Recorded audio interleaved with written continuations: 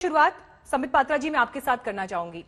धारा 370 हटने के बाद जो 440 वोल्ट का झटका आतंकवादियों को लगा था वो खत्म हो गया है क्या? बीते 10 से 15 दिनों की स्थिति अगर देखी जाए जम्मू कश्मीर में, ये हालात किस तरफ इशारा करते हैं? ये किसका लैप्स है? देखिए मीनाक्षी जी, जहां तक आतंकवाद का सवाल है, ये ऑल और नन फिनोमेना नहीं है। मतलब आज आतंकवाद के खिलाफ लड़ाई आरंभ हुई और परसों आतंकवाद के खिलाफ जो लड़ाई आरंभ हुई थी वो खत्म हो गई और आतंकवाद समाप्त हो गया। ये लंबे समय तक चलता है और इसमें हर प्रकार के मल्टी फैसेटेड वॉरिंग करना पड़ता है, अर्थात हर प्रकार के आयुधों के साथ लड़ना पड़ता है और हर आयाम में आतंकवाद के खिलाफ लड़ना पड़ता है। भले ही आर्टिकल 370 को हटाने का हो, भले ही सबके साथ सबका विश्वास के मंत्र के साथ जम्मू कश्मीर के नौजवानों को आगे लेने का विषय हो, भले ही कश्मीर को लेकर जिस प्रकार पाकिस्तान रणनीति बनाता है पाकिस्तान को घेरने का विषय हो, यूएन में सामरिक रूप से इन विषयों को उठाने का हो, हर फ्रंट पे इंडिया अपने आप को स्थापित कर रहा है, इंडिया आगे बढ़ रहा है। इसलिए लैप्सेस कहना उचित नहीं होगा। हाँ, हमें भविष्य में ड्रोन जो अटैक ड्रोन अटैक का मामला भारत में पहली बार आया है, लेकिन दुनिया में जनरल सुलेमान की किस तरह से हत्या की गई वो हमारे सामने उदाहरण है। यमन में हुती विद्रोही क्या करते हैं वो उदाहरण हमारे सामने है। हम उसके लिए तैयार क्यों नहीं थे? सवाल यह है। ड्रोन न सिर्फ हमारे एयरबेस के नजदीक आते हैं बल्कि वो यहां पर विस्फोटक गिराकर वापस चले भी जाते हैं और उसके बाद भी 2 और घटनाएं सामने आ जाती हैं। यहां पर लैप्स का जिक्र हो रहा है। नहीं, हमारी आर्मी बिल्कुल तैयार है। हमारी आर्मी बिल्कुल तैयार है और तैयार थी। इसी कारण से कोई बहुत बड़ा कैजुअल्टी जो कि मनसा था और इसमें आरडीएक्स का भी इस्तेमाल किया गया है, बहुत हाई इंटेंसिटी एक्सप्लोजिव का इस्तेमाल किया गया है, उसके बावजूद जो हमारी आर्मी थी वो बिल्कुल तैनात थी। इस कारण से एक बहुत बड़े हादसे को अवर्ट किया। दूसरी बात, आपने अभी बताया आपने रिपोर्ट में कि 2 और ड्रोन हमलों की आशंका थी, ड्रोन आ भी गए थे, उनको हिट आउट कर दिया गया और एक बड़े हमले को बचा दिया गया है। तो स्वाभाविक है हमारी आर्मी बिल्कुल तैयार है। और जैसे कि अभी किशन रेड्डी जी ने कहा, जो कि हमारे राज्य मंत्री हैं गृह के, कि हमारी आर्मी, हमारा सिस्टम पूरी तरह से इस ड्रोन हमले के लिए, भविष्य में भी अगर इस पर कोई हमला होता है तो हम तैयार हैं। नहीं, लेकिन डॉक्टर संबित पात्रा, अभी तो हमें यही नहीं पता ये ड्रोन कहां से आए, ये कहां चले गए, इनका क्या मकसद था? क्या सिर्फ ये एक ट्रायल था? ट्रायल के बाद वो वापस लौट गए? हमारे पास इन सवालों के जवाब नहीं है। तो फिर आप कैसे कह रहे हैं कि हम तैयार हैं? नहीं मीनाक्षी जी, आपको क्या लगता है ये सारे अगर सवालों के जवाब भी हो तो वो आज तक पे आके यहाँ दंगल में सारे जवाब दिए जाएंगे क्या? नहीं, कहां से आए थे, लश्कर बिल्कुल नहीं दिए जाएंगे। लेकिन doctor Sambit Patra, policy point पर तो जवाब दिए जाएंगे ना। I am not asking you कि आर्मी क्या तैयारी कर रही है, मैंने आपसे रणनीति नहीं पूछ रही हूँ, लेकिन पॉलिसी पॉइंट पर तो सवाल उठेगा ना।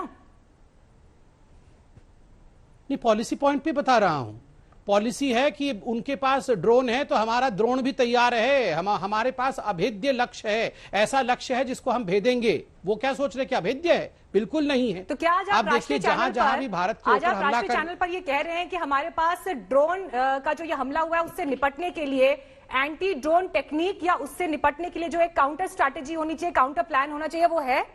आप आश्वस्त कर रहे हैं यहां पर इस वक्त? बिल्कुल है, बिल्कुल है, बिल्कुल है। मीनाक्षी जी, आपको ऐसा क्यों लगता है कि इंडिया इतना कमजोर है कि उसके पास एक काउंटर स्ट्रैटेजी ही नहीं होगा?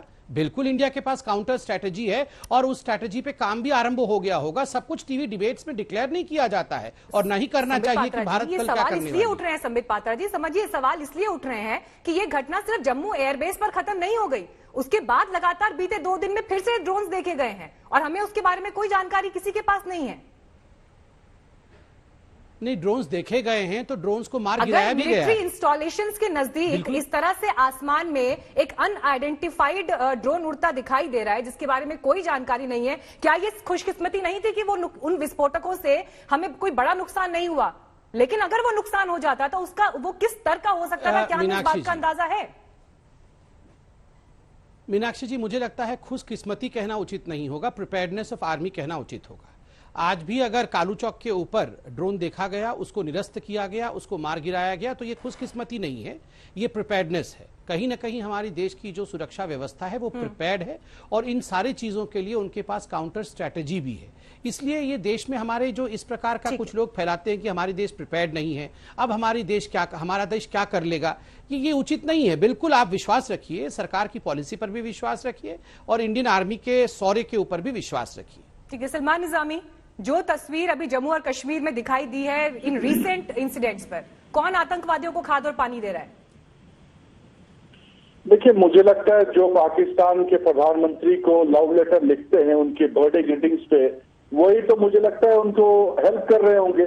और जो बैक सीक्रेट टॉक्स कर रहे हैं उनके साथ, अभी आपको मैंने पहले भी कहा था, पिछले एक और डिबेट था, मैंने कई बार कहा कि 370 आपने हटाया, लेकिन आपने उसमें पूरे देश में ये पोर्ट्रेट किया कि 370 हटना आतंकवाद का खत्म होना हो।